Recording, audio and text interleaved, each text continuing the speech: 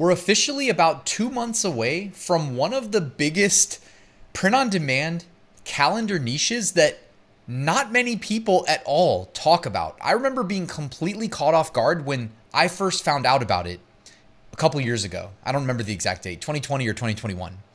The niche is dot day. We talked about it just yesterday in top 5 niches of the week. I mentioned that it sells extremely well. And when I say that, I'm talking specifically about selling t-shirts on Amazon and Etsy. And we're able to gauge the sales through various methods on both platforms. So we know this to be true. Okay, it's not theory. Because you might be hearing about dot day for the first time. I know there were a few comments on the last video. Anyways, today's video is just in response to my dot day niche from the top 5 niches of the week, because I said, if you guys want me to do a design tutorial, I think I know how to create some of these dot day designs. And well, I think we should figure it out together. Now, I did do a little prep, so I'm pretty sure I'm going to be able to execute and deliver on that promise. But let me bring up the screen share. First, dot day, in case you missed yesterday's video. Here are some of the t-shirts. They're actually a lot of fun. A lot of color in them. A lot of dots, as you might expect. Always check your trademarks. I don't know why. I thought that this was trademarked at some point, the make your mark, see where it takes you. But then I checked the USPTO database and I didn't see it. So maybe it's not. It's probably not, but I don't know. I'll always, like I say, always check before you upload anything. It's real easy to do. It only takes a few minutes, okay? So let's just look at some designs here. Now, there is a specific style of design that we actually saw yesterday, kind of inspired by this one, okay? Definitely inspired by this one and this one, that inspired me making this video. You see how they kind of spell out the word dot in dots? That is what I aimed to do in today's video. Hopefully I don't disappoint, all right? Unlike a friend of the channel, Juna at Detour Shirts, who was a professional 9-to-5 graphic designer for a long time, but also quit his job like a year ago. I think he was just celebrating his first year out of the, officially out of the 9-to-5, which is awesome. I am not a designer and I never claimed to be. I always joke famously, I've made multi-million-dollar sales without being good at design. But anyways, I want to show you guys how I would go about doing these kinds of designs. Dot day inspired cross-niched designs. The first thing we're going to need to do is, and I'm aiming for like this right here, literally. I'm not trying to recreate and steal the design. I'm saying like inspiration, inspired. It's not about that design. It's about how did they do it, okay? So I'm going to go over to Creative Fabrica, one of the best websites in terms of print-on-demand resources, and I'm going to go ahead and type in like baseball, okay? And all you need to do next is find a graphic of a baseball that you think will translate well for that style of a dot day design. Now, Creative Fabrica, you can spend all day scrolling because they have such a vast resource. And you'll get baseballs of all different kinds. Like, look at the one above me here. It's like watercolor. The one over here is a little bit too photorealistic, I would say. I'm almost looking for something like this that's just flat. When I design shirts, I almost always just want a flat design. Just a personal preference. I mean, you could also go back up here. You see another different style right here. Kind of gradients. I don't like using gradients in my POD designs. Sometimes I do. Of course, there's always a time and a place for everything, but not usually. Something even just like this, honestly, would do just fine. I end up already actually having a baseball design here in Photoshop queued up, okay? So you can see my baseball right there. The way that I intend on not recreating, but again, getting the design style is I want to find a pattern that I can overlay over top of, in this case, a baseball. But then once you see how I do it, you can do it for footballs, basketballs, volleyballs. I don't know, anything really. I mean, you saw one of the designs we looked at was on an excavator, for kids. The construction stuff and the youth size shirts seem to do really well. Okay, so you can do it for that as well. I'm not saying I can do it exactly how they did it though.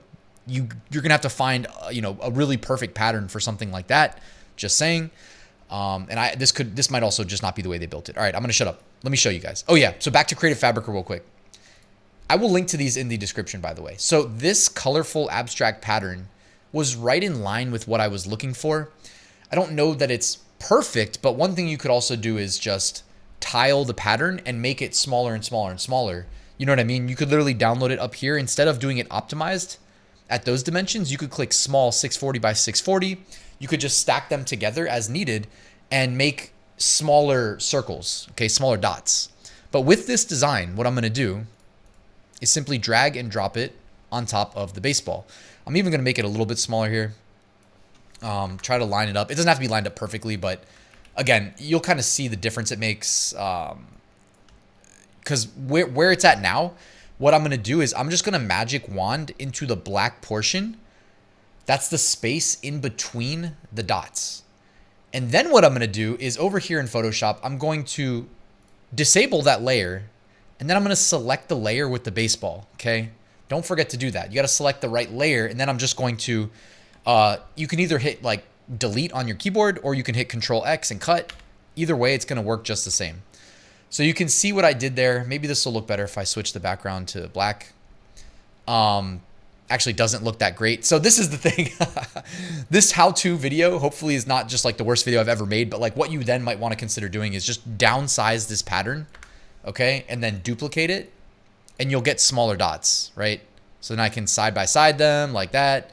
And then I can duplicate these two like this. And I'm just now realizing that before I did that, I should have undone my changes to the baseball. Okay, let me do that real quick. All right, I've downsized the pattern. Hopefully it's not too small. I mean, really at the end of the day, it's going to come down for me to finding the perfect pattern to overlay. Again, I'm just going to select, turn it off, go to the baseball, and cut. This one to me looks better. I think because baseballs are white as well, you probably would want to sell this on light colored shirts. As we saw a second ago, it does not look nearly as good on a dark colored shirt, but that's the general gist of it. You see what I did there? I don't think that's that bad, but let me know what you think in the comments. You can be honest with me. I can take it. I've been at this for a while. If it wasn't a good tutorial, I apologize. Disclaimer though, I am not the graphic designer. You can always go bug Juna and tell him to do a better job of the tutorial. So I actually had a second way of doing this that I had planned, okay? Now, for the second tutorial, and again, our aim is to be doing dot day, but cross-niching dot day, right? You can go sell generic dot day shirts as well, but it's always so much harder to get indexed and get visibility. Well, not getting indexed. Technically, you can get indexed and be on page 2, page 3, page 4, page 5. Nobody sees you there. Getting ranked on the more generic keywords like dot day shirt, which is literally what I typed in up here, or you know the other phrases associated with dot day. Make your mark, see where it takes you, etc. Okay, so I went to Creative Fabrica, and all I did was I typed in silhouette. Okay, and they've got everything. They've got thousands and thousands of silhouettes. You can see where I found the Bigfoot's, Yeti, etc. I think Bigfoot might be trademarked still, so Sasquatch, Yeti, etc. You know, always do your trademark research before you upload.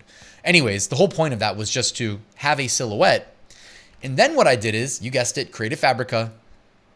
Where's the tab I'm looking for? Did I close it? Oops. Okay, I closed the tab. I will find it, and I will still link to it. But I found this pattern. I thought, that's a nice dot day pattern, right? Like, that says dot day to me when I see it. What I'm going to do this time is I'm going to go ahead, take that pattern, put it right on top of our Sasquatch. Strategically called him a Sasquatch just in case Bigfoot's still trademarked. And then all I'm going to do is over here in the top right on the layers, I'm going to right click and I'm going to create clipping mask. And then boom. All right, it might not be super easy to see, but let me just add in a background color. Boom. Now we've got our dot day Sasquatch. How hard was that? That took like 10 seconds. And if we want to switch this up and do it to a different silhouette, it is as hard as many seconds as it takes for you to download the silhouette. You know what I mean? I'm not going to actually download it right now on this video. I just want to show you in like a quick, you know, live demo of how I might just do this again, right? So I'm just going to magic wand out the background here and grab one of these turtles, turn off the black background for 2 seconds. Like, all you really have to do for any design that you want in any niche, the niche is literally the silhouette that you grab, okay? And then plus dot day are your primary keywords. But watch how easy this is to do on a sea turtle now. So I can just move this down and it should let me, whoops, right click, clipping mask, boom. Now we've got the sea turtle dot day.